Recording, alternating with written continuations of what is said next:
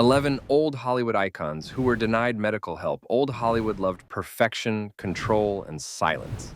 Illness didn't fit the image. In an era when studios owned careers, bodies, and reputations, medical truth was often treated as a threat rather than a necessity. Many iconic stars were told to keep working, stay quiet, or simply endure, even as their health deteriorated. Some were denied proper treatment to protect schedules, profits, or public image. Others were misdiagnosed, ignored, or deliberately kept in the dark about their own conditions. In this video, we uncover the stories of 11 old Hollywood icons who were denied the medical care they desperately needed. These are not stories of weakness, but of control, and of an industry that chose appearances over human life. Before we begin, if you're interested in the hidden history of Hollywood, the stories studios tried to bury, make sure to like this video and subscribe to the channel. This isn't gossip or exaggeration. These are documented patterns of neglect, silence, and pressure. Stay until the end, because the final story reveals just how dangerous secrecy became when health was treated as a liability. Judy Garland. Judy Garland's life is one of the most tragic examples of medical neglect in old Hollywood, not because help didn't exist, but because it was deliberately withheld. From the moment she was signed as a child, Garland's body and mind were treated as studio property. Her health was managed not by doctors focused on well-being, but by executives focused on productivity. As a young performer, she was given stimulants to keep her working long hours and sedatives to force sleep, a cycle that was normalized rather than questioned. These substances were not prescribed to treat illness, but to control output. When Garland showed signs of exhaustion, anxiety, or emotional distress, the response was never rest or care. It was adjustment. Different pills, tighter schedules, more pressure. Her physical and mental health deteriorated steadily, yet the studio resisted any intervention that might slow production. Genuine medical treatment was postponed repeatedly because it interfered with filming commitments. Garland was taught to distrust her own body, to view discomfort as weakness, and to prioritize performance over survival. When she struggled with weight, sleep, and mood swings, these symptoms were framed as discipline problems rather than medical warning signs. Doctors who might have intervened were sidelined in favor of studio-approved physicians who followed orders. Even as her dependency worsened, Garland was encouraged to continue working, appearing in public, and maintaining an image of cheerful resilience. Hospitalization, when it occurred, was often brief and followed by immediate pressure to return to work. Her pleas for rest were interpreted as resistance, not need. The most damaging denial was not a single mistreatment, but a systemic refusal to acknowledge that she was unwell. Garland was never allowed a full recovery, because recovery conflicted with profit. By the time independent help became unavoidable, the damage was profound and irreversible. Her body had been conditioned for endurance, not healing. Her mind had learned that pain was expected. Judy Garland wasn't denied medical help because it was unavailable. She was denied it because the industry decided she was more valuable working than well. Her story exposes a brutal truth about old Hollywood. Illness was inconvenient and care was conditional. The consequences of that neglect followed her for the rest of her life. Clark Gable. Clark Gable was marketed as the embodiment of strength, masculinity, and endurance. And that image became the very reason he was denied proper medical care when he needed it most. In old Hollywood, leading men were expected to be unbreakable, and Gable's persona left no room for weakness or vulnerability. When his health began to decline, it was treated as an inconvenience rather than a warning. Studio schedules, contracts, and public expectations took priority over medical reality. Gable frequently worked through illness, exhaustion, and physical pain, encouraged by an industry that equated toughness with professionalism. Seeking rest or treatment was subtly discouraged, framed as unnecessary or even unmanly. Doctors were consulted, but recommendations that involved extended recovery or reduced workload were often ignored or delayed to avoid disrupting productions. Gable internalized this pressure, believing that pushing through discomfort was part of his responsibility as a star. During periods of intense filming and public appearances, symptoms were minimized, masked, or explained away rather than properly addressed. The studio system reinforced the idea that admitting illness could damage his image and box office appeal. As a result, genuine medical intervention was postponed repeatedly. The most striking example came later in his life, when serious health issues were overshadowed by expectations to continue working without interruption. Warning signs were present, but they were not treated with urgency. Rest was suggested, but not enforced, and Gable himself felt compelled to ignore his body in order to meet obligations. This pattern reflected a broader industry mindset. Stars were assets, not patients. Proper care was secondary to productivity. By the time medical attention became unavoidable, the opportunity for preventative treatment had passed. Gable's case illustrates how denial of medical help didn't always come in the form of outright refusal. Sometimes it came through normalization of neglect.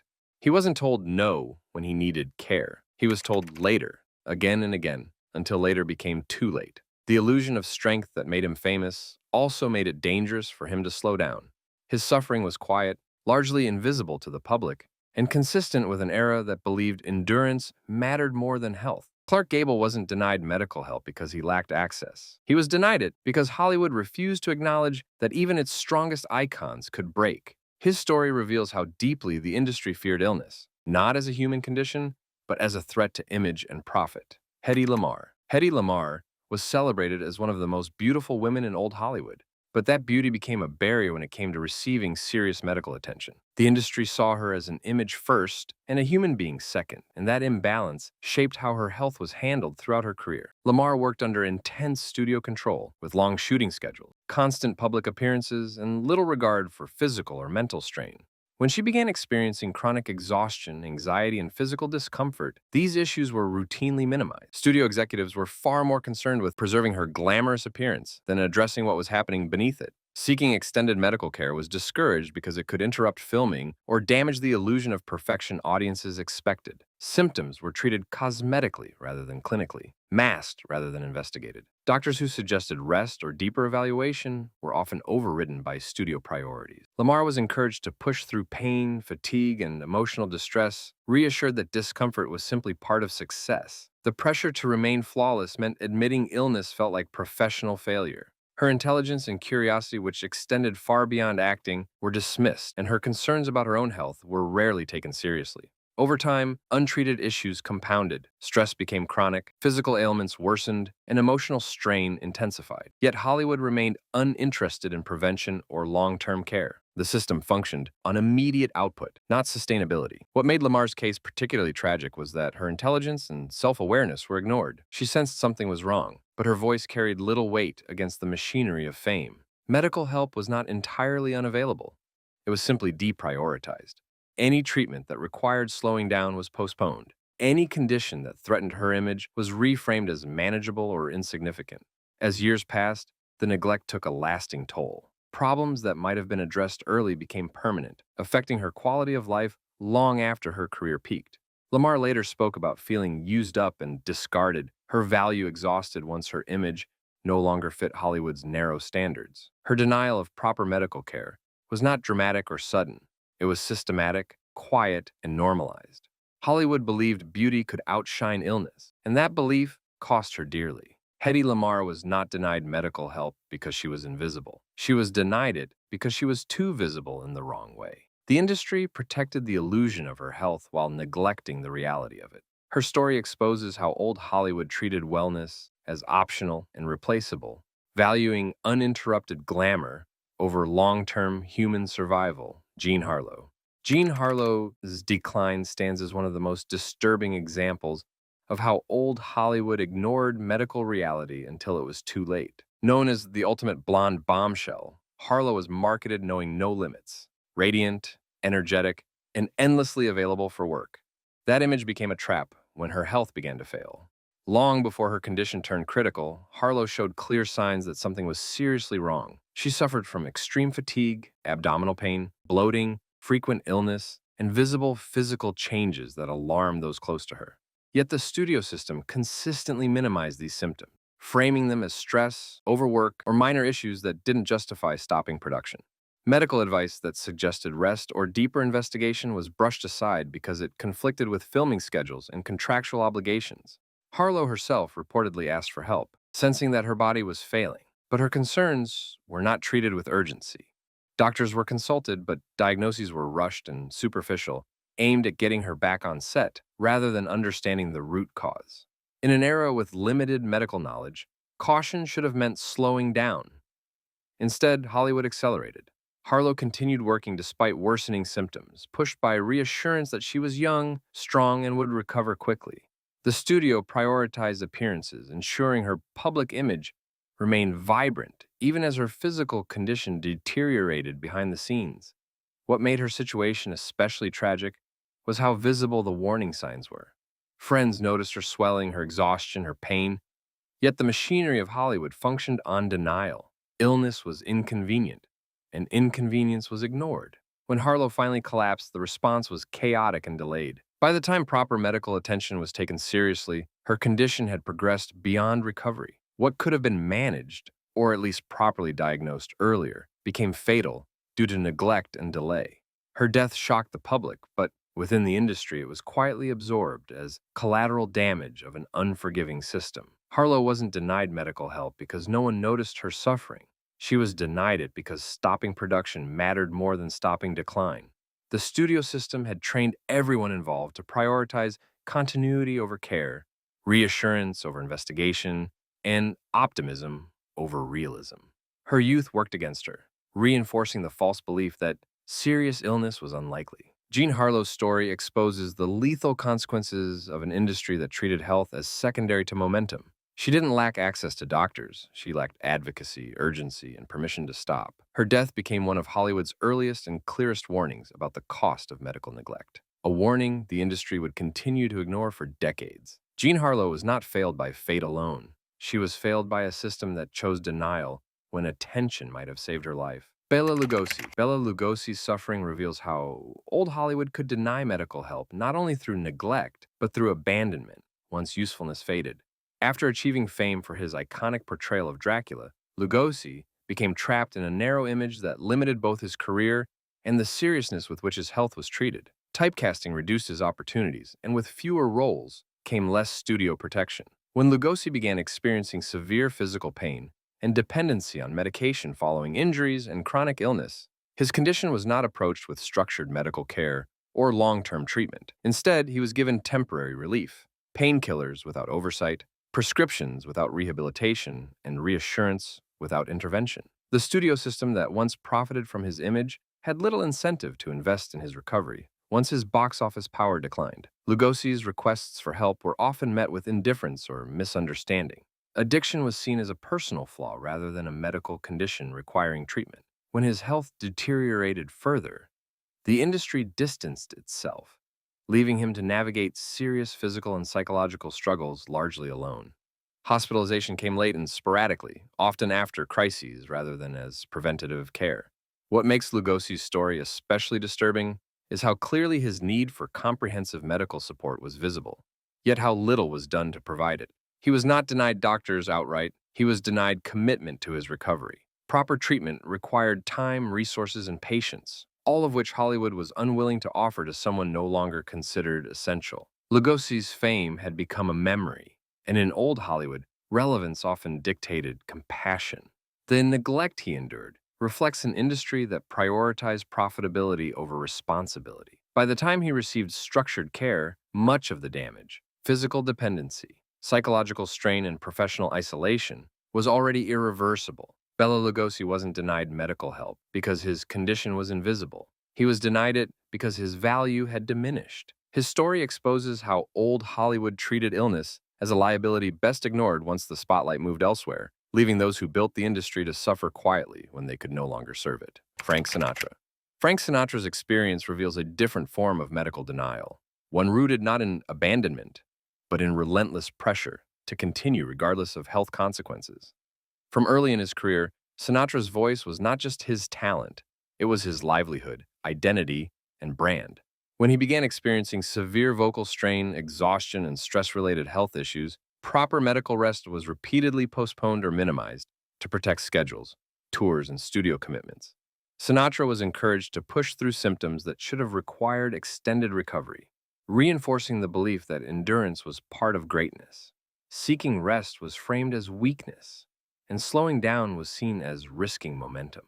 Medical advice that suggested reducing workload often clashed with the demands placed on him by management, contracts, and public expectation. As a result, treatment focused on short-term solutions rather than long-term preservation. His health was managed reactively, not preventively. The pressure to perform was constant, and the industry around him normalized that pressure as dedication. Even when his physical condition deteriorated, public appearances continued, reinforcing the idea that success required sacrifice without limits. Sinatra internalized this mindset, believing that stopping could mean losing relevance. This made it difficult for him to advocate for his own well-being. Medical help was not absent, but it was conditional, allowed only when it did not interfere with productivity.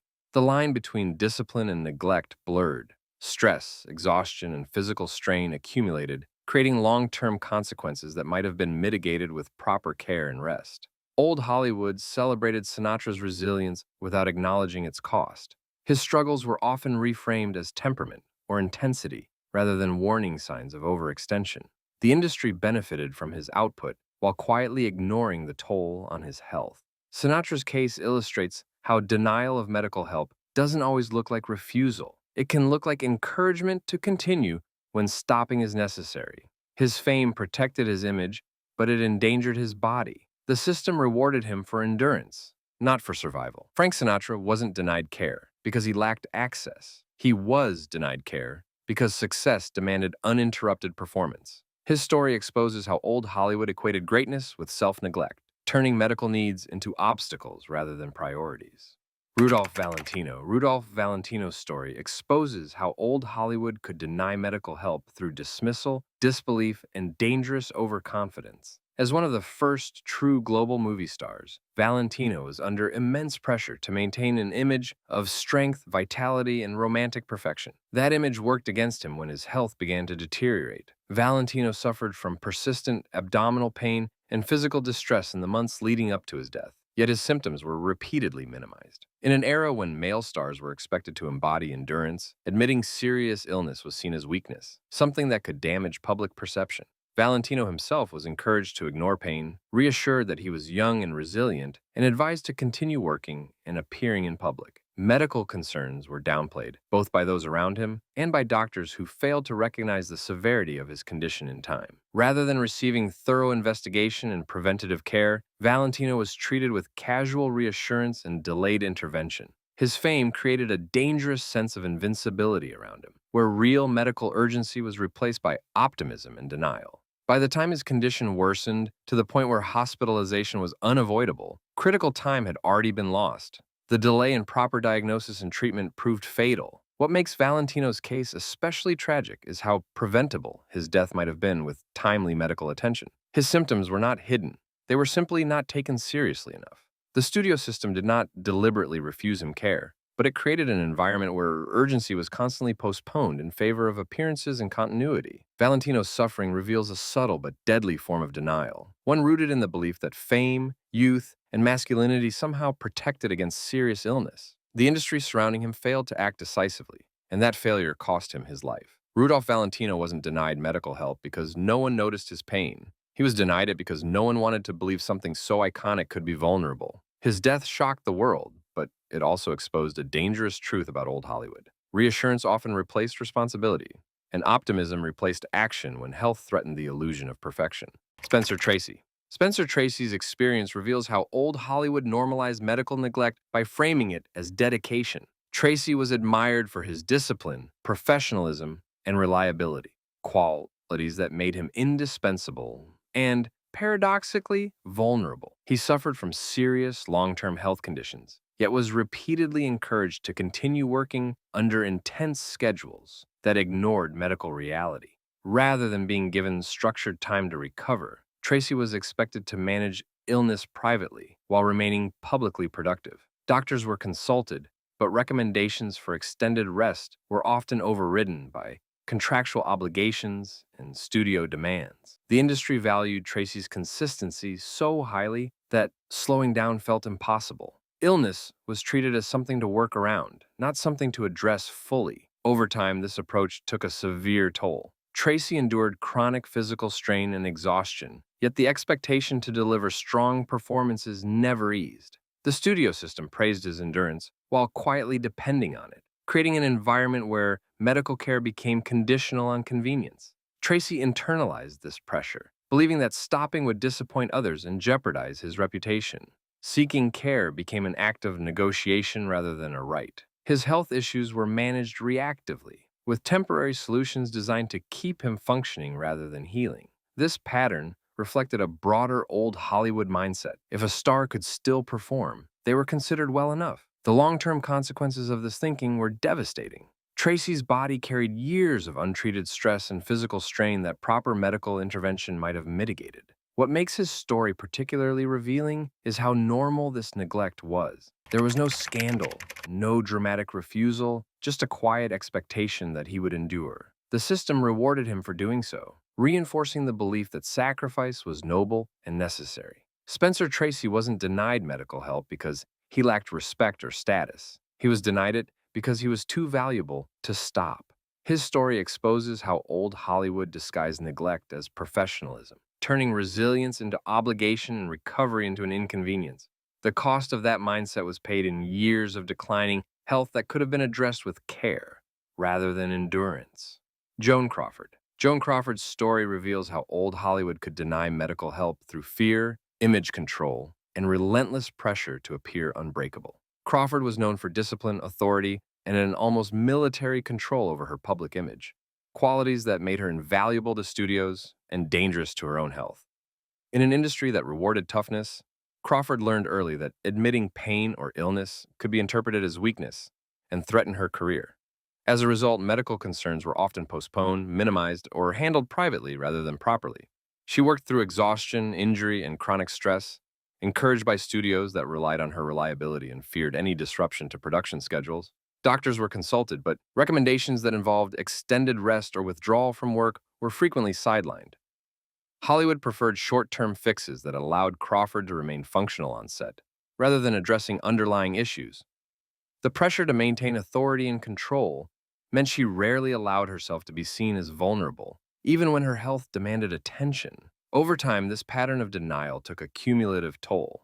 Physical strain, untreated stress, and emotional exhaustion became normalized parts of her professional life. The studio system reinforced this behavior by praising endurance and framing self-neglect as dedication. Crawford internalized the belief that stopping was not an option. Even when illness or injury made working difficult, the expectation to continue remained. Medical care was conditional, acceptable only if it didn't interfere with filming or public appearances. What makes Crawford's case especially revealing is that she had power, status, and leverage, yet still felt unable to prioritize her health openly. This demonstrates how deeply ingrained the culture of denial was in old Hollywood.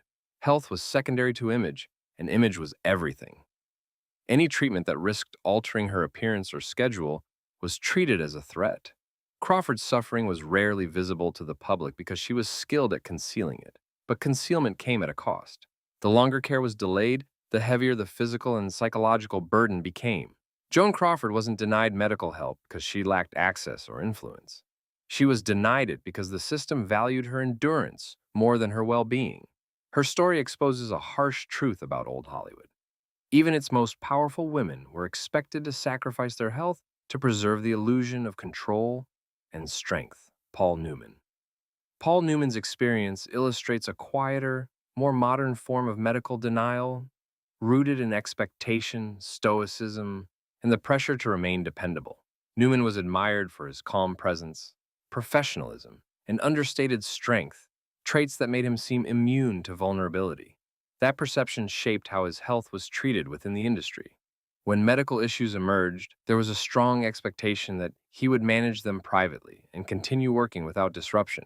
Newman himself embraced a culture of restraint, believing that complaining or slowing down would burden others. This mindset aligned perfectly with Hollywood's priorities. Studios preferred stars who didn't create complications, and Newman's willingness to endure discomfort made him ideal. Medical advice that suggested extended rest or reduced workload often conflicted with ongoing commitments, leading to compromises that favored continuity over recovery. Treatment became about management rather than prevention. Symptoms were addressed enough to keep him working, but rarely enough to allow full healing. The denial here was subtle but persistent. No one explicitly refused him care. Instead, care was shaped around convenience.